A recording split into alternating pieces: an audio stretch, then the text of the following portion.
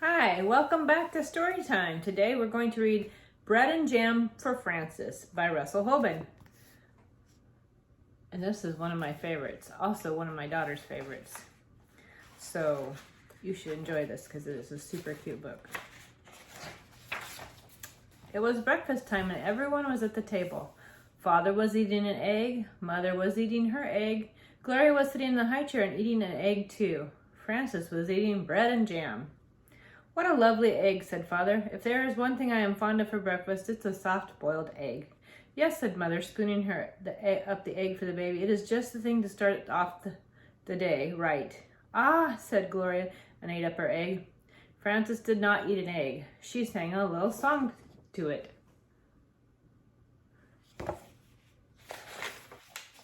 She sang the song very softly. I do not like the way you slide. I do not like that you're soft inside. I do not like you lots of ways. I could do without many days without eggs. What did you say, Francis? Asked Father. Nothing, said Francis, spreading on jam on another slice of bread. Why do you keep eating bread and jam, said Father, when you have a lovely soft-boiled egg? One of the reasons I like bread and jam, said Francis, is it does not slide off your spoon in a funny way. She does have a point. I would have to say I'm not super fond of a soft-boiled egg either. Well, of course, said Father, not everyone is fond of soft-boiled eggs for breakfast. But there are other kinds of eggs. There's sunny side up and sunny side down. Yes, said Francis, but sunny side up eggs lie on the plate and look at you in a funny way. And the sunny side down eggs just lie on their stomachs and wait. What about scrambled eggs, said Father. Scrambled eggs fall off your fork and roll under the table, said Francis. I think it is time for you to go to school now, said Mother. Frances picked up her books and her lunchbox and her skipping rope. She kissed Mother and Father goodbye and went to the bus stop. There are lots of ways to eat eggs. I would have to say my two favorites are an omelet or scrambled, I guess 3, over easy. So maybe what's your favorite kind of egg? While she waited for the bus, she skipped and sang, Jam on biscuits, jam on toast. Jam is the thing I like the most. Jam is sticky, jam is sweet. Jam is tasty, jam's a treat. Raspberry, strawberry, gooseberry, I am fond of jam. That evening for dinner, Mother cooked breaded veal cutlets with string beets and baked potatoes. Ah, said Father, what is there handsomer on a plate than tastier to eat than breaded veal cutlet? It is a nice dish, isn't it, said Mother. Eat up the string bean, Gloria. Oh, said Gloria, and ate it up. She had already eaten her dinner of strained beef and sweet potatoes, but she liked to practice with the string bean when she could. There's Miss Gloria. Where are your breaded veal cutlets come from? Asked Francis, and why are French cut string beans called string beans? We can talk about that another time, said Father. Now it's time to eat dinner. Francis looked at her plate and sang, What do cutlets wear before they're breaded? Flannel nightgowns, cowboy boots, furry jackets, sailor suits. Then she spread jam on a slice of bread and took a bite. She won't eat anything new, said Mother to Father. She just eats bread and jam. How do you know what you'll like if you don't ever try anything? Asked Father. Well, said Francis, there are many different things to eat, and they taste many different ways. But when I have bread and jam, I always know what I'm getting, and I'm always pleased. You try new things in your school lunches, said Mother. Today I gave you a chicken salad sandwich. There now, said Father to Francis. Wasn't it good? Well, said Francis, I traded it to Albert. For what? Said Father. Bread and jam, said Francis. The next morning at breakfast, Father sat down and said, Now, I call that a pretty sight. Fresh orange juice and poached eggs on toast. That's a proper breakfast for you. Thank you for saying so, said Mother. Poached eggs on toast do have a cheery look, I think. Francis began to sing a poached egg song. Poached eggs on toast, why do you shiver? Why is there such a funny little quiver? Then she looked down and saw that she did not have a poached egg. I have no poached egg, said Francis. I have nothing but orange juice. I know, said Mother. Why is that, said Francis. Everybody else has a poached egg. Even Gloria has a poached egg, and she's nothing but a baby. You do not like eggs, said Mother, and that is why I did not poach one for you. Have some bread and jam if you're hungry. So Francis ate bread and jam and went to school.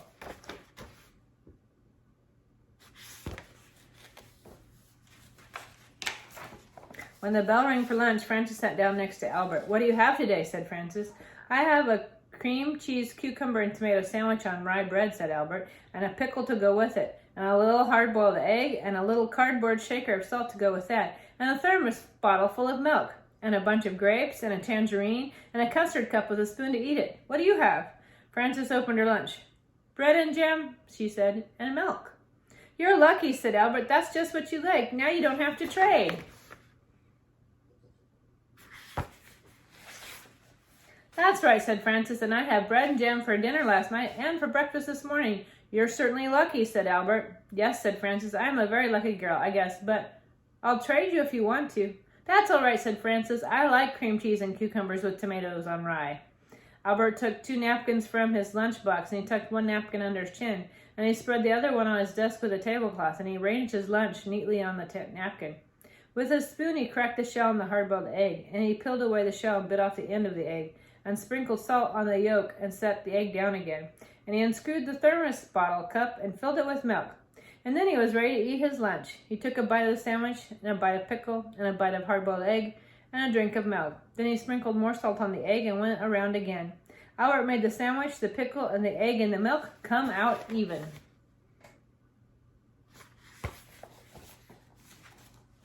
He ate his lunch, a bunch of grapes and his tangerine, and then he cleared away and crumpled up wax paper, the shell, and the tangerine peel. And he set the custard in the middle of his napkin on his desk. And he took up a spoon and ate all of the custard. Then Albert folded up his napkins and put them away. And he put away his cardboard salt shaker and his spoon. And he screwed the cup on top of his thermos bottle. And he shut up his lunchbox. And he put it back inside his desk and sighed. I like to have a good lunch, said Albert. Frances ate her bread and jam and drank her milk. Then she went out to the playground and skipped rope. She did not skip very fast as she'd skipped in the morning. And she sang, bread in the morning, jam in the morning, jam at noon, bread and jam by the light of the moon. Jam is very nice.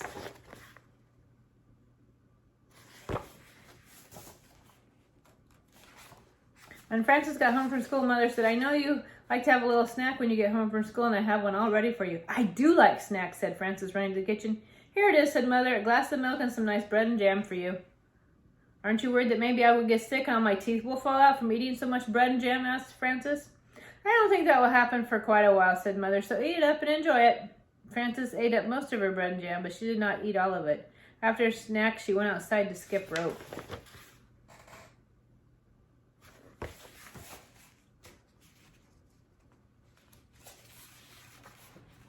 Frances skipped a little more slowly than she'd skipped at noon, and then she sang, jam for snacks, jam for meals, full of a jam jar. I know how a jam jar feels, full of jam.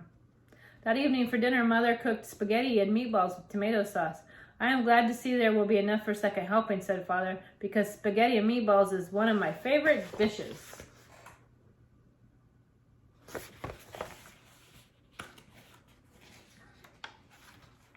Spaghetti and meatballs is a favorite with everybody, said Mother. Try a little spaghetti, Gloria. Said Gloria, and tried the spaghetti. Frances looked down at her plate and saw there was no spaghetti and meatballs on it. There was a slice of bread and a jar of jam, and Frances began to cry.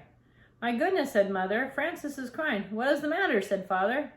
Frances looked down at her plate and sang a little sad song. She sang so softly that Mother and Father could scarcely hear her. What I am is tired of jam. I want spaghetti and meatballs, said Frances. May I have some, please? I have no idea you like spaghetti and meatballs, said Mother.